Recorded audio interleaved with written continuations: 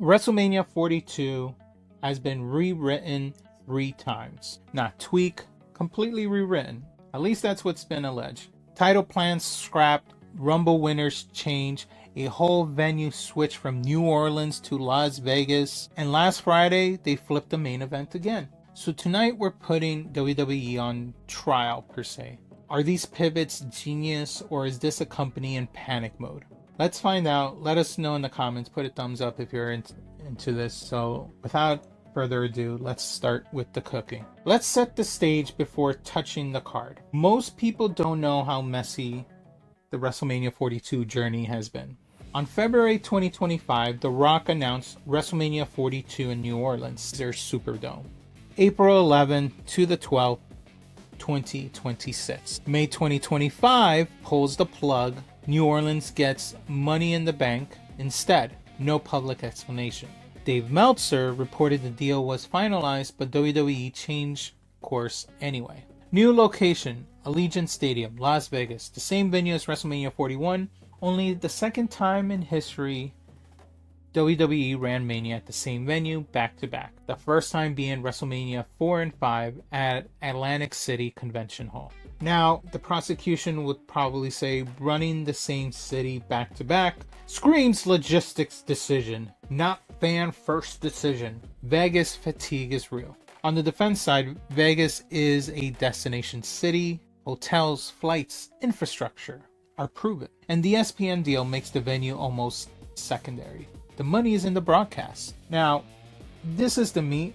Walk through each round like chapters in a trial. So we have 3 rounds of the blueprint when it comes to the WWE. So let's start with the original blueprint of WrestleMania 42, which allegedly is around summertime to October of 2025. The matches that they had for that time was Seth Rollins as champion versus Roman Reigns for the World Heavyweight Championship. They had Cody Rhodes versus as champion versus CM Punk for the undisputed WWE Championship. WWE viewed Reigns, Rollins, Cody, and Punk as the big 4 at this time. Rollins versus Reigns, Shield history payoff, 2014 betrayal to a WrestleMania 42 collision, and hopefully eventual storytelling termination. For Cody versus CM Punk, that is the basic dream babyface versus babyface matchup. Nothing crazy about it, but it's what they're part of the big 4, so that's what we got left. Think of it as a Hulk Hogan versus Ultimate Warrior type of setup, I guess. Babyface versus babyface situation. Now, what killed this? What killed that match? Injuries happened, obviously, but WWE's entire WrestleMania structure hinged on one man's health. No contingency plan. So obviously, Seth got injured. You can't now. That's the prosecution's thoughts about injuries happening. But in defense, you can't plan around a shoulder injury. And the pivot they made was logical. So they pivot again. What's the next pivot? This one was what they were hoping to build between November, when Seth got injured, to January. And this is all around Braun Breaker. So the idea was for CM Punk, who would take the vacated title from Seth Rollins, and he would challenge Braun Breaker for the World Heavyweight Championship, giving an opportunity for Braun Breaker to step up to the main event. Then you will have Cody Rhodes versus Roman Reigns Part 3, which is one that a lot of people heard about and very unhappy about doing, because it's still too close since the last 2. So that obviously would have been for the undisputed title. Now, Breaker was supposed to lose to Punk on Raw, and then win the Royal Rumble and dethrone Punk at WrestleMania. At least that's what's been heard online. And then Cody versus Roman would be their 3rd final WrestleMania program. Now, what killed this setup? Well, 2 things at once. Drew McIntyre and Cody Rhodes both pitched for Drew to win the title, just 48 hours before the 3 Stages of Hell match on the January 9th of SmackDown. Triple H got cold on Cody versus Roman 3, worried about the fan fatigue from the same matchup a 3rd year running. Yeah, he made a good call on that one. Now, prosecution wise, you would think when your talent is pitching title changes 48 hours before a show, that's not a plan at all. That's just them trying to create chaos for you And scrapping Breaker's Rumble win killed the biggest homegrown push they had. Because Braun Breaker was supposed to be your Royal Rumble winner. Steiner legacy, a coronation moment, gone. Because Drew McIntyre made a phone call that isn't good business of a booming community that can't commit. Now, there's that, and also the fact that he got injured. Once he got injured, that became dead. Now, defense-wise, listening to your talent is actually smart booking. Drew was white hot at the moment by many fans. And Triple H was right that Cody versus Roman 3 was feeling stale.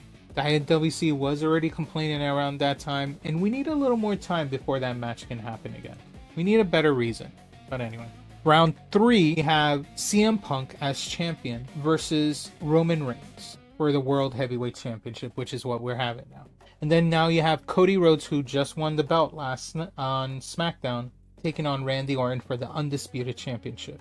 Roman wins the Royal Rumble, as you know, and he eliminated, I think, last Gunther, and then he chooses Punk. Cody loses the title to Drew, then on SmackDown, wins it back. Now defends against Elimination Chamber winner Randy Orton. Jacob Fatu assisted on that win, which becomes a wild card. It's the wild card of that match. Chances are Jacob is going against Drew McIntyre, since they're planning to just do Cody versus Randy only. They're not going to do the Fatal 4-Way. You went from Cody to Punk, then Seth to Roman, to Cody to Orton, and Punk to Roman. Orton has been done so many times, and Roman Punk already happened at WrestleMania 41 as part of the triple threat with Seth Rollins. Where's the freshness they were chasing with having CM Punk versus Roman? To me, I think it's still good because of what just happened on Raw this week. It's still possible. There's still more storyline there. Because if they were going to do Roman versus Seth this year originally, as part of that Shield thing, this is just as good. Except now you're facing with the person that developed the Shield for you. Could be good. So the Punk one-on-one match can be something IWC can back on. So we'll see. Now here, there's other things about WrestleMania that's becoming an issue. It's the money issue, obviously, as you know, and I'm going to beat this to a living pulp until we see better numbers. Ticket price breakdown is also part of the issue with WrestleMania. And the issue of them constantly rewriting it, because hopefully maybe people will still pay that high lucrative deal if WWE does better stories, which is not what's happening. Now, what are the ticket prices? We can go over this over and over again. For a 2-day floor ringside ticket, you're talking about $17,000 for the 2 night. And I think that's for each night. Anyway, it's a lot of money. Regardless, single night ringside is $3,200. Lower bowl 200 level for most people. They're saying it's around $507 a night, which I don't. As of now, it's been higher than that. Upper deck has ranged from been a lot of numbers. It's like 200 and 330 on some areas, depending on obstruction. Then I've seen some at 600. 800. It could be resale for all I know, because now Ticketmaster allows resellers to sell their tickets on there. Regardless, all the pricing fluctuation, it's just not working for the fans, to the point that at this point in time, as of March 6th, night 1 has only sold 36,000 tickets, closer to 37. They're 36,735 to be exact. And night 2 is 37,346 tickets. Combined, we're talking about, for both nights, we're talking about 74,000 tickets sold across both nights. That's an 18.4% apparently decline in the demand versus the same point at this time for WrestleMania 41. So the sales been lower this year. WWE saw that and held an department meeting in February specifically about the low ticket sales. Now, what happened from there? They started offering discounts, but sales were still lagging. Dave Meltzer even reported the entire WrestleMania card is being evaluated because of the slow sales and creative disagreement. But here's a plot twist when it comes to this. Despite the slow ticket sales, other pages and other media besides Meltzer are reporting that WrestleMania 42 is still on pace to generate more revenue than any show in WWE history, including Saudi Arabia shows and other events. Why though? Who knows? The ESPN broadcast deal and sponsorship revenue make the gate almost secondary. So let me ask you about this. If WWE is making record money, regardless of whether you buy a ticket, are they even booking this show for the live audience anymore? Or is this a TV product that happens to have a live crowd? Because that changes everything about whether this is worth it. So the only reason they're making more revenue is because the tickets are more costly than last year. And if they need to bring people up from the higher areas down so the camera looks full, they'll do it. But a $14,000 for ringside to watch a card that's been rewritten 3 times, you're paying premium prices for a show WWE isn't even sure about. The venue changed to back-to-back Vegas. It's not even a destination event like WrestleMania used to be. The price of tickets for Upper Deck, you might as well be watching on TV. Just stay home. But people are going to try to sell with CM Punk versus Roman Reigns one-on-one for that championship. The Generation match, Cody versus Randy Orton for an emotional payoff. Brock's Open Challenge wild card. And then WrestleMania as an experience. The week, the city, the energy. You can put a price on being there alive for a moment that matters. But it's not going to... I don't know. It's just all over the place. The rewrite... They've been rewriting 3 times. I get they had to rewrite it back for 40 because the whole We Want Cody thing, and even at 30 for Daniel Bryan, but that's because people wanted it. This time it's different because people say things and they've been rewriting it, but they're not even it doesn't feel like they're confident. It can tell by the shows. But anyway, so far when it comes to WrestleMania, we have a few confirmed matches besides the ones we talked about. We also have Jade Cargill versus Rhea Ripley for the Women's Championship. We have Stephanie Vaquer and Liv Morgan for the World Championship. And there might be some rumor matches such as Braun Breaker versus Seth Rollins. Maybe if Braun Breaker is cleared, which we don't know yet. If not, we'll see if Seth Rollins performs. He hasn't even been medically clear yet, so that's a big if. Who's Brock Lesnar's opponent? Everyone's saying it's LA Knight, and based on SmackDown, it seems it's going that way. But after the Obafemi face-off, it will be nice to see that instead, but maybe they're saving that for later on in the year. You got Jacob Fatu just helping Cody, so maybe we'll see him against Drew. There's no clear direction on another high superstar as Gunther. What's going on with Division? Probably tag team action with the Usos. 6 weeks out, and we still don't have a full card. For context, WrestleMania 41 had its full card locked by this point last year, for the most part.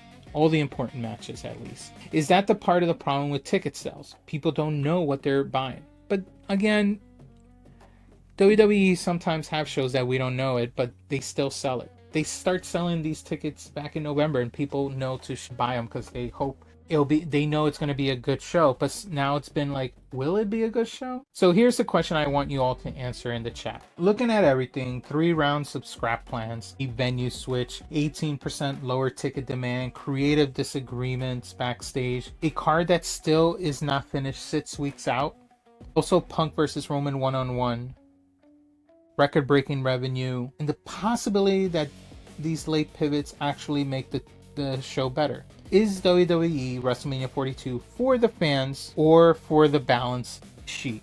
And when I mean by balance sheet, I'm obviously talking about their checkbook. And is that the same thing? Just let me know in the comments. So let me know your own thoughts about that. But now I'm just going to let you know, and we'll close this out. Whether you think they're in panic mode or playing 4D chess or just doing random things to put the audience up on their toes, one thing's undeniable. We're all talking about WrestleMania 42 right now. And maybe that's the point. Maybe that's what they wanted. We've been covering about WrestleMania tickets since the very beginning last year when they announced it. We've been talking about the stories. We're talking about the pivots. We've been talking about the potential matches. So this might be one further reason of helping them promote it. But the ticket sales aren't there yet. So anyway, we will see how the ticket update goes if it gets sold out. Definitely night 2 is getting sold out. That's happening.